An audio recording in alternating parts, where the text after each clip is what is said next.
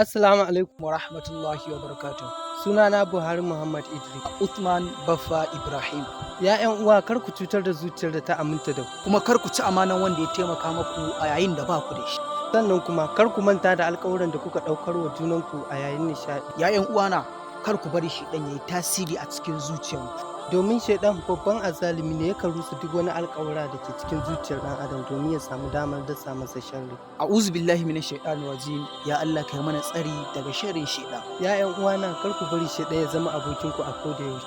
A yayin da shaiɗan ya zama abokinku, zai ringa zuga ku ringa ganin kowa ba shi da wayo, ku kaɗai ne masu wayo. Alhanin ba haka bane. Yana cutar da ku ne sannan ya jefa ku a rami mai zurfi. Yayin da kuka yi nisa, ya yanke igiyar abota da ku kenan.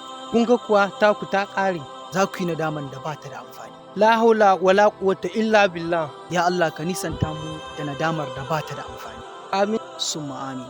Ya ƴan uwana, bakin ku nake ba. Ba zargin ku nake ba. Sannan Ina yi mana nasiha ne don Allah mu ji kuma mu yi amfani da shi.